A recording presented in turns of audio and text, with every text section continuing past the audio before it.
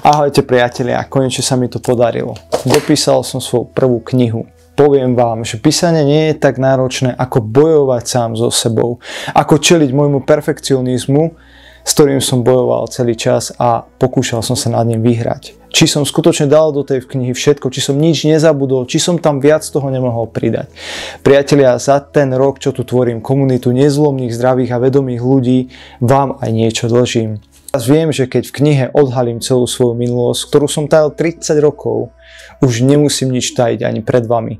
Viem, že môj príbeh môže a má parametre inšpirovať a už sa nebojím reakcie ľudí, lebo viem, že za toto všetko stojí. Stojí to za ten pocit pomoci.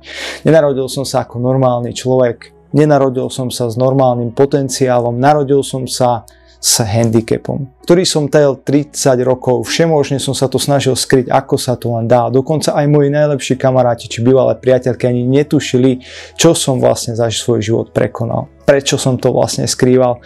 Nechcel som byť ľutovaný, nenávidel som ľútosť, nechcel som byť braný ako menejcenný či občan druhej kategórie. Ale bola to chyba. Pretože keď nie si tým, kým skutočne si, tak tvoja duša trpí a tým pádom trpí aj tvoje zdravie, aj tvoje celé telo. Priatelia, kľúče zdravia som vytvoril ako cestu z tej bolesti von, či už fyzickej alebo mentálnej.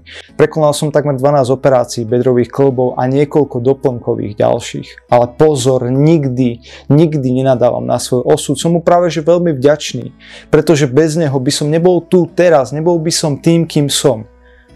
To zlé sa prejavilo na dobré. Nemohol by som pomáhať tým, ktorí to potrebujú. Pretože dôležité je byť síce nezlomný, ale obohacujúca je tá práve cesta k tomu cieľu, k tej nezlomnosti. Cesta je cieľ a to je prvá časť mojej knihy. Môj príbeh. Tak dlho som ho dusil v sebe a tak dlho som vlastne skrýval tie emócie, skrýval ich pred ostatnými, že to malo vlastne dopad na moje zdravie. Ale aj za to som rád, inak by som nenašiel cestu, ako z depresí von, ako vyliečiť svoje emócie a ako žiť krajší život a nemohol by som podať tento recept ďalej. Ja si plne uvedomujem a počiarkujem to 1000-krát, že môj osud v porovnaní s druhými ťažko chorými alebo skúšanými ľuďmi, vojnami, traumami je prechádzka rúžovou záhradou a dávam pred nimi klobúk dole. V tejto knihe, ktorú aj možno vy si niekedy prečítate, rozdelím ju na 3 časti. Bude tam buď nezlomný, tam je celý môj príbeh, ktorý vyvrcholil až k tomu, že som sa vlastne stal slovenským reprezentantom v parahokeji.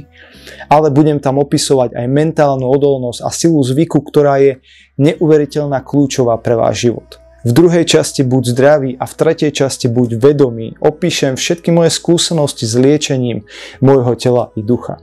Verím, že nič není v živote náhoda. Verím, že vaša duša si sama vyberá to, čo chce na tomto svete zažiť a ako chce vlastne napredovať. Verím, že aj naďalej budeme tu spolu rozvíjať túto komunitu ľudí, pre ktorých je život, ich zdravie a vedomie nie je ľahostajné. Dôležitý je vždy uhol pohľadu, aký sa vlastne na ten náš život pozeráme. To, čo sa môže zdať ako vaša životná tragédia, z iného pohľadu môže byť dar. A to je presne ten môj prípad. Ja som za vás všetkých strašne vďačný. Skutočne vám veľmi pekne ďakujem za to, že ste tu spolu so mnou. Skutočný odkaz nielen mojej knihy, ale aj tohto kanála bude buď nezlomný, buď zdravý a buď vedomý. Spolu dokážeme všetko prekonať a verím a ďakujem za váš krátky čas, lebo toto bolo krátke video. Mám v pláne robiť ďalšie videá, mám v pláne vydať túto knižku a chcel som vás aj poprosiť, ak by ste náhodou vedeli o niekom alebo vy vedeli opravovať veci, či už gramaticky alebo štilisticky, kľudne sa mi ozvite, lebo tú moju knihu, ktorú som pripravil, je to vlastne taký hrubý náčrt kompletného obsahu, ktorý v knihe bude, len potrebujem to ešte spracovať predtým, ako to vydám a dám vydavateľstvu. Priatelia, ďakujem vám pekne za pozornosť, majte sa všetci, ahojte.